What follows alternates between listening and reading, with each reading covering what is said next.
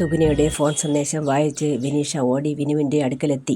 എടാ ചേട്ടാ, തുകിനയുടെ അമ്മാവൻ മരിച്ചുപോയി. നീ അവളോട് വിളിച്ചൊന്ന് സംസാരിക്ക്, ഞാനിതാ വരുന്നു. അവൻ വളരെ അസ്വസ്ഥനായി കാണപ്പെട്ടു. വിനു അവൻ്റെ അച്ഛനും അമ്മയ്ക്കും കാൾ ചെയ്തു. അമ്മ പറഞ്ഞു, എന്താ വിനു? അമ്മേ, തുകിനയുടെ അച്ഛനും അമ്മാവനും ആശുപത്രിയിലാണ് ഇരുന്ന്. അമ്മയ്ക്ക് അറിയാമല്ലോ, നമുക്കൊന്ന് കാണാൻ പോകണം. ആ അമ്മാവൻ മരിച്ചുപോയി. വിനീഷയും ഞാനും പോകാൻ റെഡിയാകുന്നു. അച്ഛനും അമ്മയും എത്രയും പെട്ടെന്ന് SS ഹോസ്പിറ്റലിൽ എത്തണം. എപ്പോഴാ മോനെ മരിച്ചത്? 4 മണിക്കാണെന്ന് തോന്നുന്നു. വേഗം അച്ഛനെയും കൂട്ടി വരണം അമ്മേ. അച്ഛനെ വിളിച്ചിട്ട് കിട്ടുന്നില്ലടാ. ഒന്നുകൂടെ വിളിക്കും അമ്മേ. പോരുമ്പോൾ നമുക്കെല്ലാവർക്കും ഒരുമിച്ച് വീട്ടിൽ വരാം.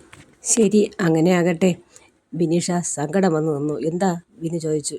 എടാ, അവിടെ അമ്മയും അവിടുത്തെ ലത ചേച്ചിയും അവളും മാത്രം മരണ വീട്ടിൽ കൂടെ പോകാൻ പറ്റാതെ നിൽക്കുന്നു. അമ്മ ഭയങ്കര സങ്കടത്തിലാണെന്നും അവരുടെ അവസ്ഥ നോക്കടാ. രണ്ടുപേരും ഏതോ കടസാലിലെ സാധനം കഴിച്ചു വിഷാംശം ഉള്ളിൽ ചെന്നതാണെന്ന്. ആ രഘു അമ്മാവൻ പാവം അല്ലേ? വിനു തല കുമ്പിട്ടിരുന്നു. അവൻ ആലോചിച്ചു, എന്തൊക്കെയാണ് നടക്കുന്നത്? അന്യനായി മാറി നിൽക്കേണ്ടവനാണോ താൻ? അന്ന് രജിസ്റ്റർ മാരേജ് നടന്നുവെങ്കിൽ തുകിനയുടെ ഭർത്താവാകേണ്ടവനായിരുന്നു. ഞാൻ മരുമകൻ്റെ സ്ഥാനത്തിരുന്ന് അർഹതയോടെ സഹായിക്കാമായിരുന്നു. ഇന്ന് അവളുടെ കൂട്ടുകാരിയുടെ വെറും സഹോദരൻ. അവൾ തികച്ചും അന്യയായി. എനിക്ക് ഒരു ഫോൺ പോലും ചെയ്യുന്നില്ല. വിനീഷയെ മാത്രം വിളിച്ച് കാര്യങ്ങൾ സംസാരിക്കുന്നു. അപ്പോൾ ഞാൻ ആര്? അവൻ ആലോചിച്ചു. വിനീഷ മാത്രം പോകട്ടെ, ഞാൻ അവൾ വിളിക്കുന്നെങ്കിൽ പോകാം. അത് മനസ്സിൽ വെച്ച് അവൻ പറഞ്ഞു, വിനീഷേ, അച്ഛനും അമ്മയും വിവരം അറിഞ്ഞിട്ടുണ്ട്. നീ തുകിനയോട് പറയൂ, എല്ലാവരും അവിടെ വന്നുകൊണ്ടിരിക്കുന്നെന്ന്. ഡോക്ടർമാർ അയാളെ രക്ഷപ്പെടുത്താനുള്ള ശ്രമങ്ങൾ തുടർന്നുകൊണ്ടിരുന്നു. അയാളുടെ പൾസ് കുറഞ്ഞുകൊണ്ടിരുന്നു. കാൽപാദം മുന്നോട്ടും പിന്നോട്ടും ചലിപ്പിച്ചുകൊണ്ടിരുന്നു. അനക്കമില്ലാതിരുന്ന റാംമോഹൻ്റെ വിരലുകൾക്ക് അനക്കമുണ്ടായി. കണ്ണുകൾ റോൾ ചെയ്യാൻ ആരംഭിച്ചു. അടച്ച കണ്ണുകൾ അയാൾ തുറന്ന് ചുറ്റും അന്ധകാരം, വെറും ഇരുൾ മാത്രം.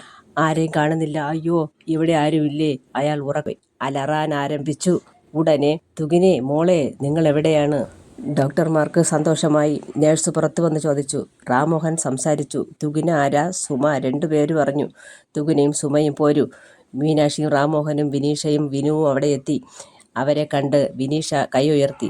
പോയിട്ട് വരാമെന്ന് ആംഗ്യം കാണിച്ചു. സുമയും നേഴ്സിൻ്റെ പിന്നാലെ നടന്നു.